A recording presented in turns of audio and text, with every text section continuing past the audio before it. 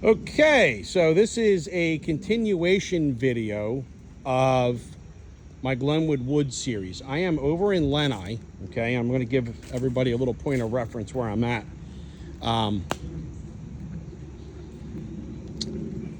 You probably can't see it through the tree line here, but maybe when I move.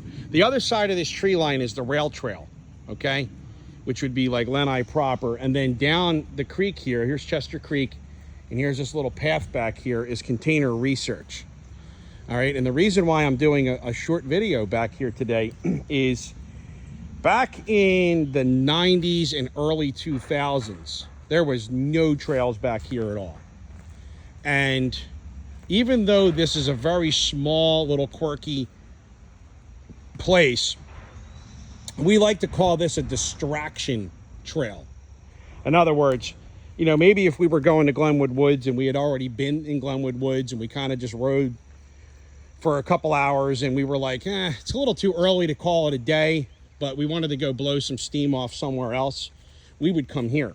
And we had started to make some small trails back here. And interestingly enough, somewhat recent, because again, I moved away from this community in 2007, so I'm not exactly sure when this happened, but it looks like there's a sewer line back here and they opened up all of this. That right there leads back to like Lundgren and Park Mount Road, right near the parking lot across the street from Container Research Company. And this, if you keep going all the way down here, this is running parallel with the rail trail. So this will eventually take you back out to like where Westlake Plastics is on Lenni Road. The one on the Lenni side of the bridge. When you go over the bridge, there's the older Westlake building. It's an old stone building there. This is on the other side of the bridge, heading back up towards like Lenni Post Office. So back in the 90s, I had started coming back here actually myself and cutting a little bit of a path on my motorcycles. There was a small little path back here. I don't know if people would walk back here. They may have been coming down here to fish. Over the years, Chester Creek has changed drastically. This used to be considerably deeper over here, and I'm going to get to a story about that in just a moment. I want to get down this little embankment here without sliding out on video, landing on my rear end. Oh, look, a crayfish. I don't know if you can, if you can see it in the video. Oh, look at that! Look at that, a crayfish. And that's what's funny about this video and about Chester Creek is, you know, I grew up along Chester Creek, and you know, wasn't a ton to do around here back in the day. And you know, me and my friend, we used to catch frogs and crayfish all the time. We would put them inside containers. They look like, you know, when you're a kid, you think that's like a miniature lobster. You don't realize it's just a crayfish. It's harmless. But, and here is again my beautiful, beautiful, beautiful antique DT 250, and I'm back here on it again. So we had started cutting these trails in, and then right around 2001, I got a 2002 KDX 220. Besides this orange bike, that's probably my favorite bike I've ever had. I still have it. I love it. It's one of the best enduros I've ever ridden. But I had started coming back here hardcore because that bike had a headlight. So I would poke around back here at night. And there were several spots here to get into Chester Creek. Little paths like this. We would get into Chester Creek, and what I would do, I would actually get in downstream a little bit, and I'll walk over there in a second. But the goal would be to ride up the creek and like get over to that little island that I'm going to show you. And like you get over to the island and you would let all the water drip off the bike, all the steam come off the engine right there. And then you would turn around and go back down. And there's even another one up there, another rock island. Now this rock island is considerably bigger now than it used to be. If I remember correctly, and you know, you just keep in mind with all the flooding and the lack of creek maintenance. When I say lack of creek maintenance, like nobody's dredging these creeks anymore to make them hold more water. Nobody really does anything with tree limbs that fall down. So sometimes, I mean, I'm going back over 20 years ago, but over 20 years ago, this was not skinny here. Most of the water ran over that, and the island itself was very skinny. This is actually pretty deep right here. And the story I have to go with it now, when I had first got that KDX 220, I was back here with a bunch of friends, a couple that I knew, and then some other people that came that I didn't know, that knew my other friends. So it was like friend to friends type of thing. And I went into the water, and I'm trying to kind of figure out exactly where I would have done this, but my guess is it was over here. And I went in, and this water was deep.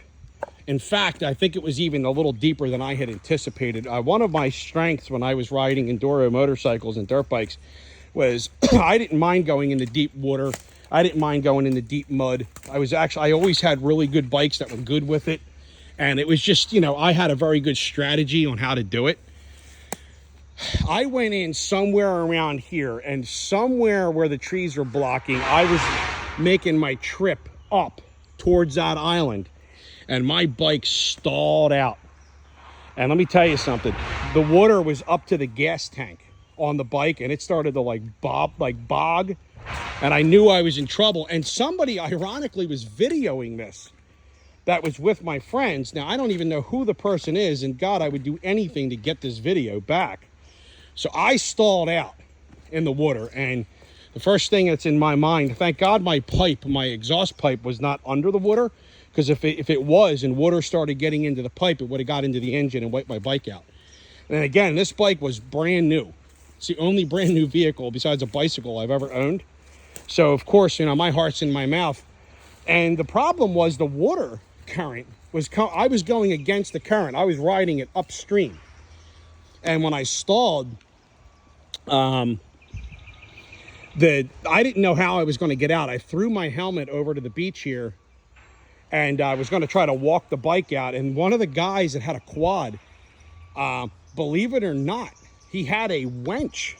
If you can believe that, he had a winch. And he winched me out of the water. It was incredible. I got the bike back up here on the island. I dried it out a little bit. I kick-started it. It started back up after like 10 kicks. I let it run over here for a little bit, made sure there was no water in the cylinder. And you know what I did? I went back in the water a second time, because I said, you know what? I'm not going to let this beat me. And I knew what mistake I had made. When I had went into the water there's a big rock.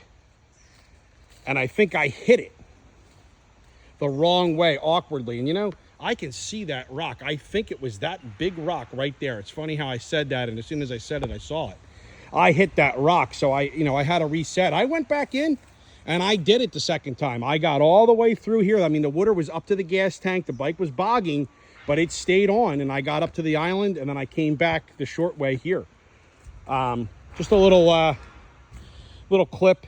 You know, like I said, when we were younger, when we were riding around here, you know, we didn't know how good we had it with like Glenwood Woods, and this was probably during that time period. It was like a second wind. You know, a lot of us had stopped riding regularly for a couple of years, and then a couple of us had gotten new. My one buddy got a brand new quad. He got a brand new Banshee. I won't mention names on here, but he'll know who he is. And another friend of mine had moved up from Florida. He had a YZF 420 or 450 or something, a pretty wicked bike. So I went out. I had been doing some side work, and I went out and bought a brand new 2002 KDX 220, and I love that bike to death. One of the best enduros I ever had. But what started to happen was it was like a second wind. Like we all started hitting the trails again on the weekends, and you know, that lasted a couple of years until everything kind of died back off again. But there's the rail trail right there. Here comes the train. There you go.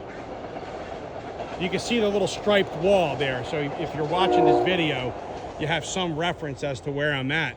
But, and like I said, this is not the Glenwood Woods, but this is an extension thereof. You know, this, you know, sometimes if I was just looking to go out after dinner for 20 minutes on my bike and rip around, I would come back here. Sometimes I would even put a helmet on. I would just come back here. And there was also a gentleman Again, I won't mention names, but I think he had an off-road shop right out here at the other end of the parking lot. And I probably would have to credit him or somebody from his shop on really widening these, because I think they were coming back here with Jeeps. I didn't do this with a two-wheeler, but I might have been like the start of this back here, but other people, and that's what happens, other people sometimes pick it up. I know right across the creek here is Aston, and you have New Road, and I believe even some young kids over there might have had ATVs at the time. So I think everybody sort of tagged in and out on this little spot. It's a shame. It's really overgrown now. Lots of nettles, lots of trees, little tree limbs down, and a whole bunch of Canadian geese. I came back here last year to just explore, and I couldn't even get to the water. There was like a whole army of them here. They're up the stream now. They know I'm here. They keep swimming down and then turning around. So I'm going to cut this video off shortly. And but yeah, so yeah, I'm going to keep going with different videos from around here. A lot of them will just be little off spots like this, but they all kind of, they're pieces of the puzzle that all fit for, that time period, and with ATVs and this creek and everything. So thank you.